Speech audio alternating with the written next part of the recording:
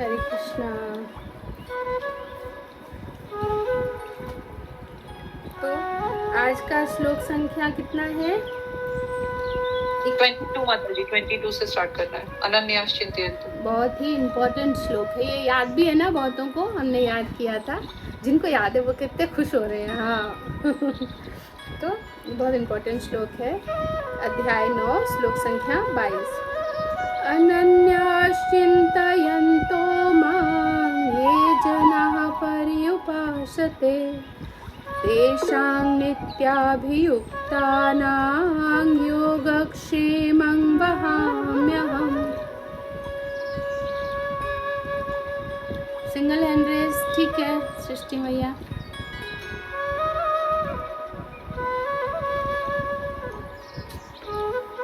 हरे कृष्ण माता जी। अनन्या, जिसका कोई अन्य लक्ष्य न हो, अनन्य भाव से चिंतयन्तः, चिंतन करते हुए, माम मुझको, ये जो जना व्यक्ति पर्युपासते ठीक से पूजते हैं, तेषाम उन नित्य सदा अभियुक्तानाम भक्ति में लीन मनुष्यों की योग आवश्यकताएं क्षेमम सुरक्षा आश्रय वहामी वहन करता हूँ अहम मैं। धन्यवाद।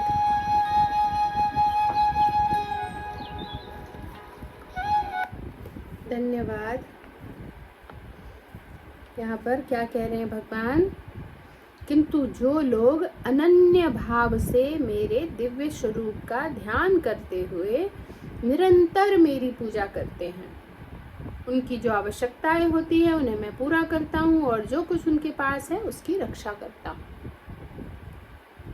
भगवान यहाँ पर क्या कह रहे हैं? अनन्य भाव से, कोई और भाव नहीं। बहुत सारे भाव आ जाते हैं भक्ति में, है ना, ये भगवान वो भगवान, या फिर हम जहाँ कम्युनिटी में जा रहे हैं वहीं किसी से शिकायत, या अपने मास्टर्स से ही शिकायत, किसी से भी हो सकती है। हमारे अंदर हृदय है, बुद्धि है, आ जाती है। लेकिन अपना टारगेट याद रखना है कि हम आए किस लिए हैं यहाँ, अपने गोल को नहीं भूलना है। फिर बाकी सब चीज़ें छोटी लगेंगी, जो हो रहा है होता है चलता है, पर सब छोटी लगेगी, हम बने ज़रूर रहेंगे। तो भगवान कह रहे अनन्य भाव से, और कोई भाव नहीं है, तभी आप मेरी भक्ति कर पाओगे। तो वो ऐसा व्यक्ति जो अनन्य भाव से मेरे दिव्य स्वरूप का ध्यान करते हुए निरंतर मेरी पूजा करता है, निरंतर उनकी जो आवश्यकताएं होती हैं उन्हें मैं पूरा करता हूँ।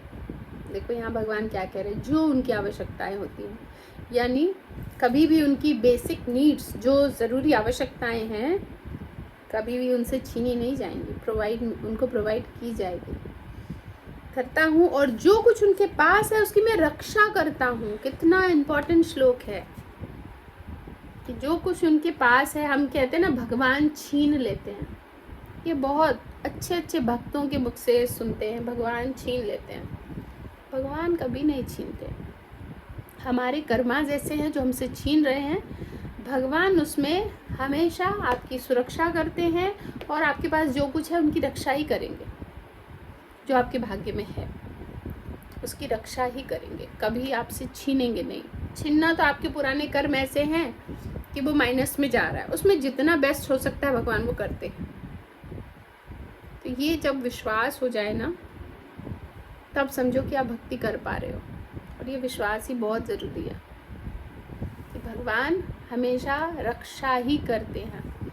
अगर उस चीज़ से आपको आगे जाके तकलीफ होनी है, उस चीज़ से आगे जाके आपके किसी भी कार्य में दिक्कत होगी, तब जाकर भगवान उसे लेंगे, हरेंगे। आप भक्ति कर रहे हो, अगर उसमें सपोर्ट मिलेगा, आपके हर अच्छे कार्य में आपको सपोर्ट मिलेगा, मतलब जीवन में उस चीज़ से आपको और अपग्रेड मिलेगा, ऐसी चीज़ कोई नहीं छीनेगा आपसे। तात्पर्य समझते हैं हम श्री प्रभुपाद के द्वारा। श्री प्रभुपाद की जय।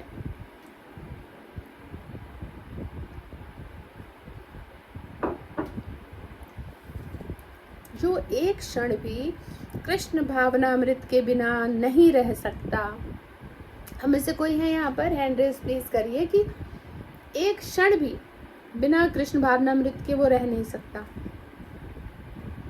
कि वो 24 घंटे कृष्ण का चिंतन करता है। ऐसा कोई है? काश हाथ उठा पाते हम में से कोई, लेकिन ऐसा बनने का प्रयास कीजिए। कि माता जी ने एक बार पूछा था, तो वो दिन कब आएगा, तो अब आगे से मैं ऐसी कोशिश करूं कि मैं हैंडल कर पाऊंगी। एक क्षण 24 घंटा कृष्ण का चिंतन और श्रवण, कीर्तन, स्मरण, पाद सेवनम, वंदन, अर्चन, दास्यम, साख्य भाव तथा आत्मनिवेदनम के द्वारा भगवान के चरण कमलों की सेवा में रत रहता है। नवधा भक्ति के द्वारा रत रहता है भगवान की सेवा में।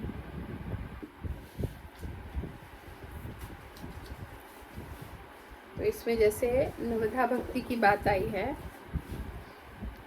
तो नवधा भक्ति का उदाहरण भी मैंने बताया हुआ है ना, कि कौन कौन है, किस किस को याद है कौन कौन नवधा भक्ति में के उदाहरण में फिट बैठते हैं। हैंड रेज कर सकते हैं।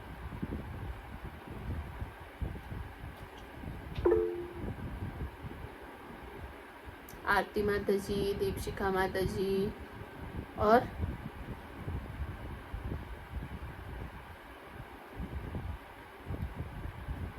वैसे इनमें से किसी एक विधि में भी हम सफल हो सकते हैं, है ना। लेकिन जैसे एक विधि में कौन कौन थे, मैं थोड़ा उसका, जैसे राजा परीक्षित को मैंने बताया हुआ है ना, कि उनका क्या था, श्रवणम, है ना। राजा परीक्षित का श्रवणम भागवत से हमने पढ़ा है।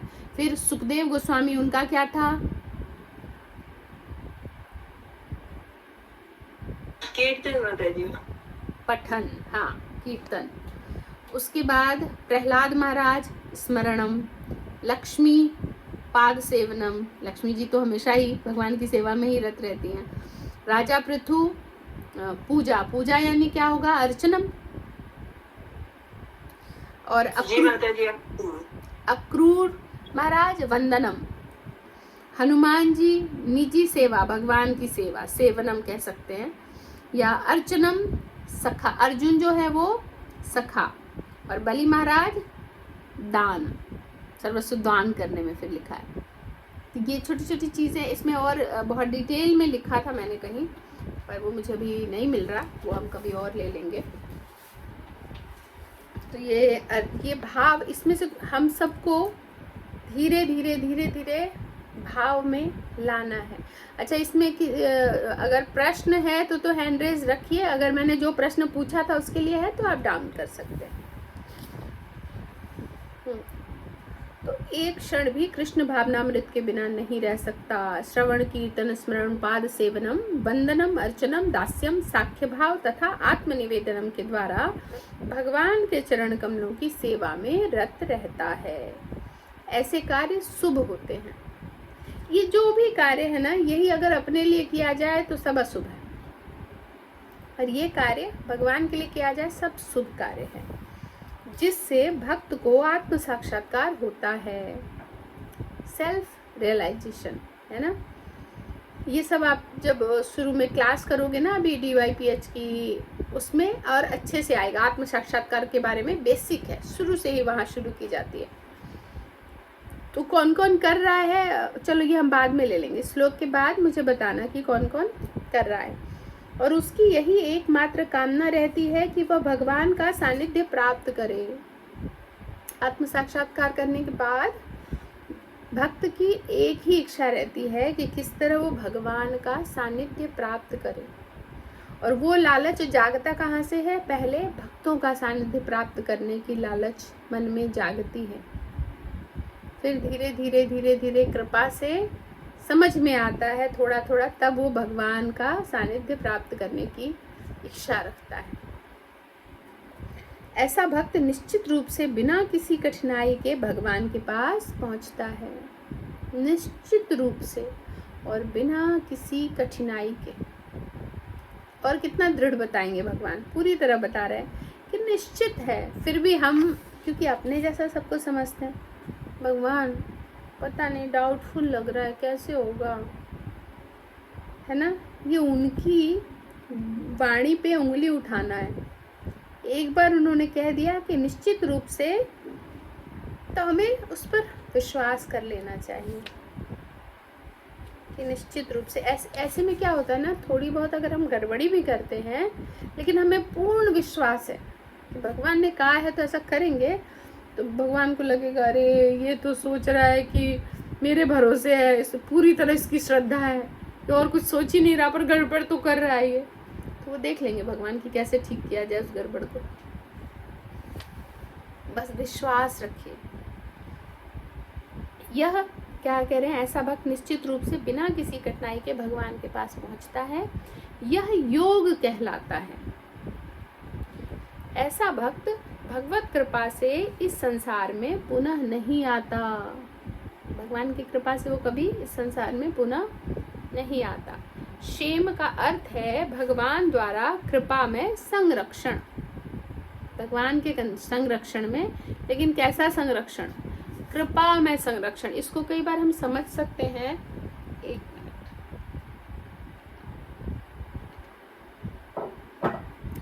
कि कोई मुझे संरक्षण प्रदान करेगा, कोई मतलब फोर्सफुली मुझ पर अपनी धौंस जमाना चाहता है, कंट्रोल करना चाहता है। भौतिक बुद्धि ऐसा भी समझते हैं, लेकिन इसीलिए लिखा है कि कृपा में संरक्षण। किस तरह, जैसे एक शेर होता है, वो जब अपने बच्चे को संरक्षण प्रदान करता है, कहीं यहाँ से वहाँ उसको शिफ्ट करना होता है, ले जाना होता है उसको, तो कैसे गोदी में उठाता है, मुंह में पकड़ के। शेर के मुंह में है कोई, अब सोच लो कितना डेंजरस बात सुन के ही लगता है, शेर के मुंह में गया, लेकिन उस बच्चे के लिए वो सबसे बेस्टेस्ट सेफेस्ट जगह है। अभी तो मैं अपने बाप के मुख में हूँ, अभी मुझे कोई खा के दिखाओ जरा, कोई कुछ नहीं कर सकता। शेर के मुंह में है, अपने पिता के मुंह में है, तो मुंह से पकड़कर वो उसको यहाँ से वहाँ ले जाता है ना। तो और वही शेर के मुंह में अगर कोई और चला जाए उसके बच्चे के अतिरिक्त, भोजन है वो उसका, उसके लिए कोई क्राइम है ही नहीं। हमारे लिए चाय पीना क्राइम हो सकता है, उसके लिए उसको खाना क्राइम नहीं हो सकता, क्योंकि जिस तरह से हमारे लिए दाल चावल रोटी सब्जी है ना, उसके लिए वो है, वो उसका भोजन है। अपराध है अगर कोई उसके मुख से निकाल भी दे तो कितना भयानक होता है शेर के मुख में अगर कोई है, लेकिन उसी के मुख में उसी का अपना बच्चा है, तो सेफेस्ट प्लेस है। वही बताने की यहाँ कोशिश कर रहे हैं कि भगवान को यहाँ शेर के समान समझना चाहिए, कि उनके संरक्षण में वो अपने बच्चे को, यानी हमें, अपने भक्तों को जब वो अपने पास रखते हैं, तो द सेफेस्ट प्लेस। लेकिन डरता कौन है, जो गलत काम करते हैं, जो वो क्या कहते हैं, दानव, जो भगवान के असुर, जो सुर में सुर नहीं मिलाते, असुर, उनको डर लगेगा। तो क्षेम का अर्थ है भगवान द्वारा कृपा में संरक्षण। भगवान योग द्वारा पूर्णतया कृष्ण भावना भावित होने में सहायक बनते हैं। भगवान क्या है, योग के द्वारा पूर्णतया कृष्ण भावना भावित होने में भगवान सहायक बनते हैं, मतलब जुड़ना, प्रेम से भगवान से कनेक्ट होना, योग। और जब भक्त पूर्ण कृष्ण भावना भावित हो जाता है, तो भगवान उसे दुख में बद्ध जीवन में फिर से गिरने से उसकी रक्षा करते हैं। जब भक्त भगवान की शरणागति में आ जाए, तब भगवान उसकी रक्षा करते हैं कि वो फिर से दुख में उसी जीवन में गिर ना जाए, चाहे जैसे भी हो, वो रक्षा करते हैं।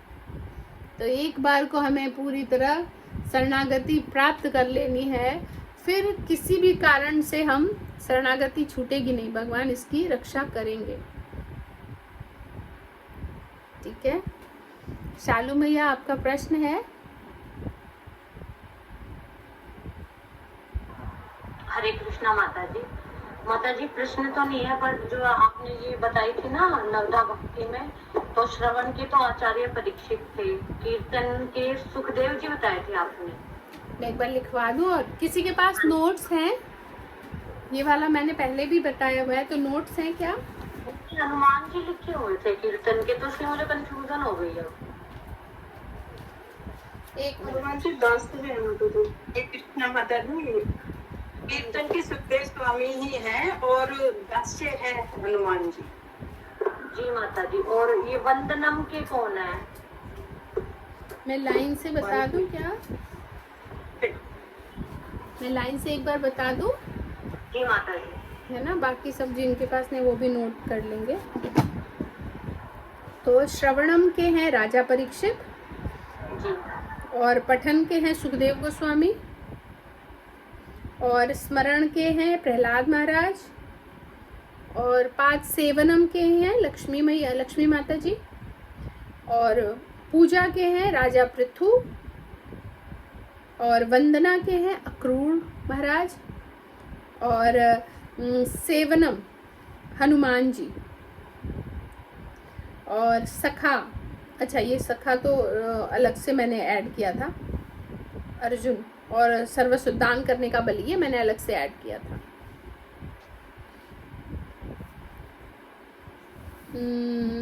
जो उन्हें सर्वस्व अर्पित करे, यहाँ पर ऊपर है श्रवण कीर्तन स्मरण सेवा पूजन वंदन आज्ञा पालन सखा रूप में कृष्ण की सेवा तथा उन्हें सर्वस्व अर्पित करना।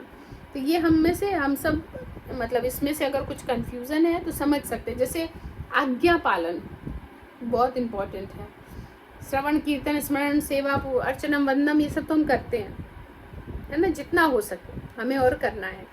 सबसे मुझे लगता है इसमें से श्रवण सबसे इम्पोर्टेंट है, कीर्तन इम्पोर्टेंट है। श्रवण कीर्तन के द्वारा ही जागता है आज्ञा पालन, है ना, अपने गुरु की वरिष्ठों की आज्ञा मानना। जब आज्ञा पालन करने लगते हैं तब जागती है बाकी की चीजें, अंदर हम्बल जागता है, फिर और चीजें हम अच्छे से कर पाते हैं।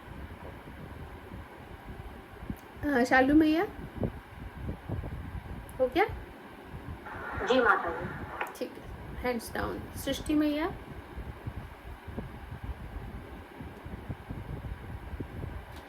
हरे कृष्ण माता जी, मेरा भी 90 से क्वेश्चन था।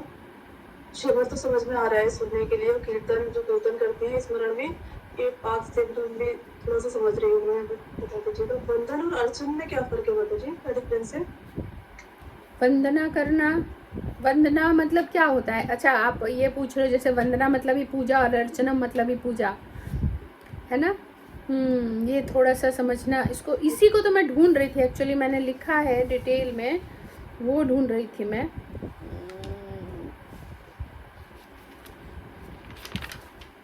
छोटे में बताऊं उससे अच्छा है।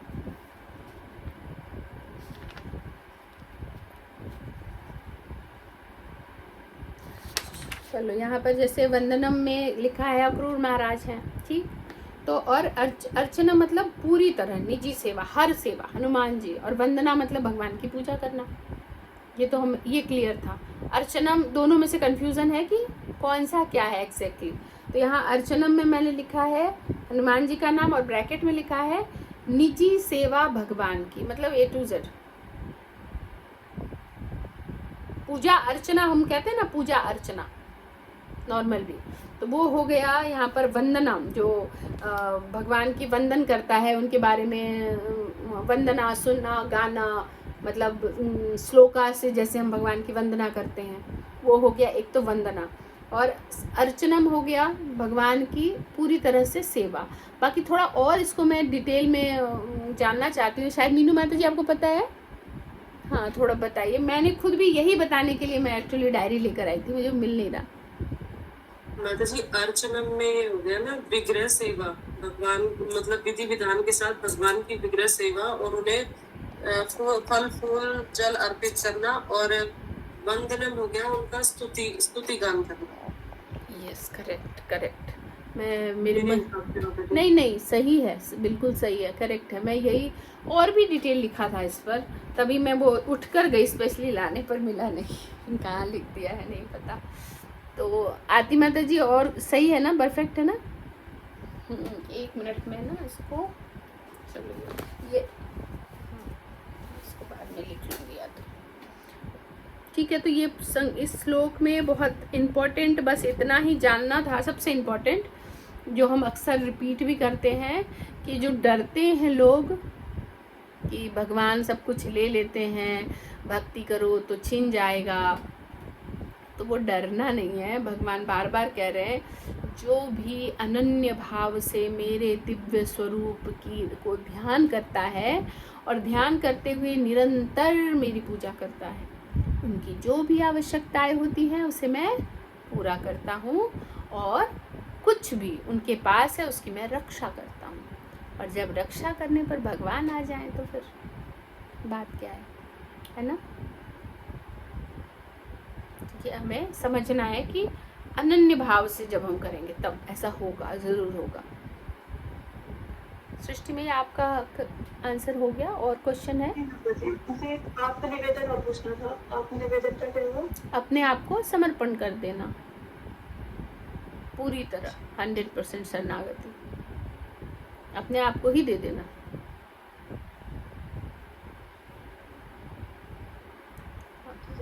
एक माता जी एक लाइन और थी, इसका थोड़ा सा बस हल्का सा बता दीजिएगा शॉर्ट। शेर का अर्थ है भगवान द्वारा कृपा में संरक्षण, भगवान योग द्वारा पूर्णतः कृष्ण भावना भावित होने में सहायक बनते हैं, और जब भक्त पूर्ण कृष्ण भावना भावित हो जाता है तो भगवान उसे दुख में बद्ध जीवन में फिर से गिरने से उसकी रक्षा करते हैं।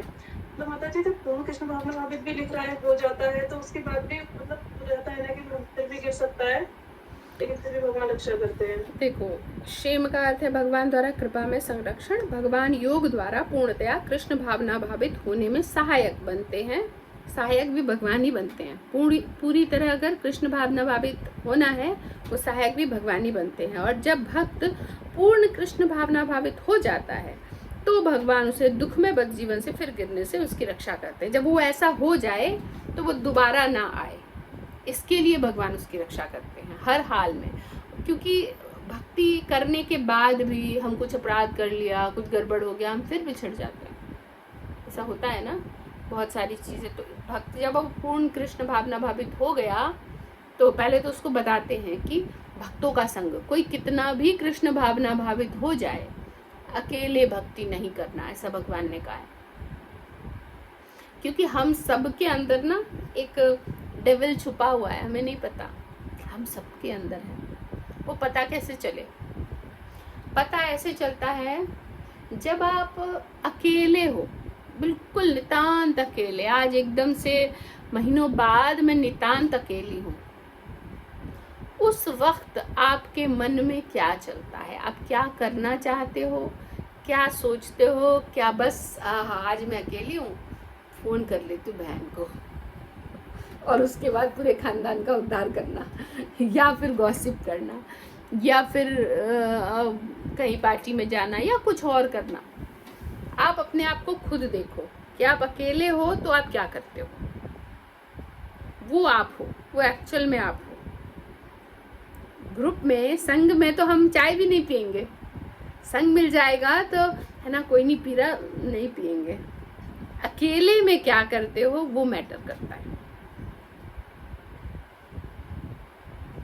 तो भगवान वहां पर कह रहे हैं कि मैं उसकी रक्षा करता हूँ, लेकिन शर्त एक ही है कि वो पूरी तरह अनन्य भाव से मेरी भक्ति करे, पूरी तरह कृष्ण भावना भावित हो। आधा अधूरा नहीं, आधा अधूरा तो भीड़ लगी है भगवान के पास।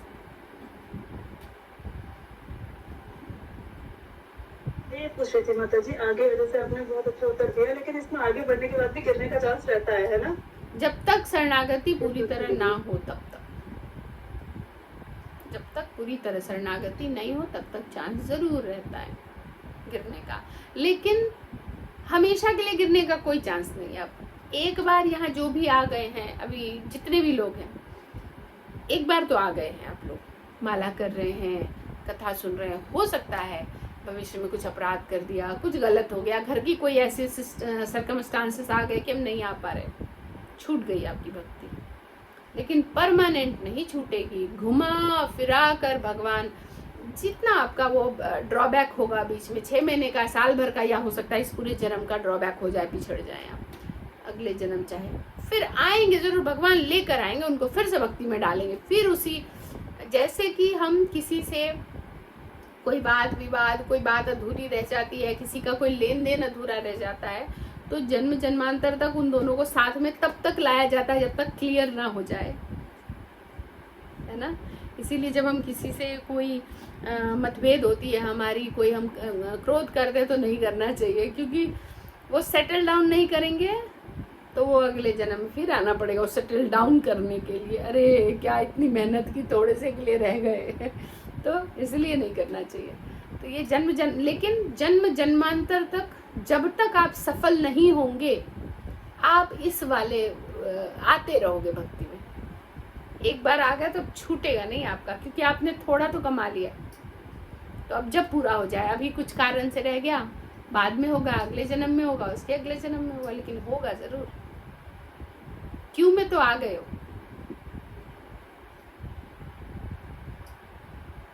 ठीक है। शालू मैया नहीं, पहले आरती माता जी का हैंड रेस था। यस आरती माता जी। हरे कृष्ण माता जी, प्रणाम सभी को। माता जी, ये अर्चना में पृथु महाराज का है, तो उनके बारे में ज्यादा पता नहीं है, तो जानना था कौन थे। भागवतम में है पृथु महाराज का, और भागवतम में बहुत अच्छे से है। बाकी मेरे पास लिखा भी हुआ है। क्या मैं कल बता दूं? अच्छा, कल तो संडे है, या हो सकता है अभी इस श्लोक के बाद में ले आऊं तो मैं बता दूंगी। ठीक है, इस श्लोक के बाद हम पृथु महाराज के बारे में बता देंगे। और किसी का कोई प्रश्न? ठीक है, प्रश्न नहीं है। यस सालू माता जी। हरे कृष्णा माता जी। माता जी, श्लोक तो हो गया कंप्लीट? हाँ, इसका कोई मतलब ये फिनिश हो जाए एक बार तब मैं बता देती हूँ। ये एक्चुअली रिकॉर्डिंग होती है ना, तो फिर वो लंबा हो जाएगा। एक प्रश्न तो है जी, बट मैं पहले क्षमा मांगती, क्योंकि ऐसे प्रश्न मेरे दिमाग में ही आते हैं, एकदम मोगुनी प्रश्न। जैसे आपने बोला कि अनन्य चिंतन, या जो भी भगवान का चिंतन रहता है तो निश्चित रूप से भगवान से करते हैं। तो जैसे कंस का भी चिंतन था पर वो नेगेटिव था, ऐसे मेरे मन में भी नेगेटिव ही चलता है कि मंगल आरती नहीं की तो भगवान ने ये कर लेंगे, फिर ये नहीं किया, मतलब सोचना ज्यादा है, करना कम है। तो वो क्या चिंतन, फिर उसको कैसे पॉजिटिविटी में लाए, और कैसे, मुझे तो डर ज्यादा लगता है करने से। डर लगता है। आप जब सच में भगवान को जानोगे ना, अभी तक हमने जाना नहीं है, कंस के कार्य ना करें तो डर लगेगा, भगवान के कार्य ना करें तो डर लगेगा।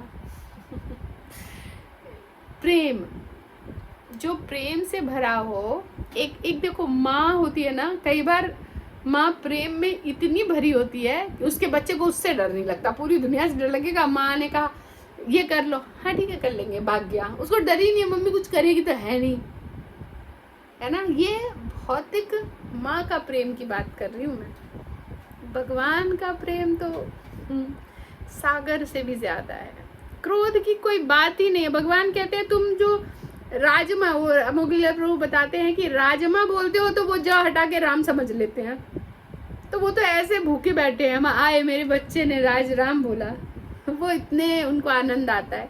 तो डर जैसी कोई चीज नहीं है, डरना उनको चाहिए जो पाप करते हैं। और आप कंस की बुद्धि क्या थी कि वो भगवान नहीं है, और या उन्हें मारने की कोशिश। हमारी बुद्धि क्या है, हम डर रहे हैं, नहीं कर पा रहे, है ना।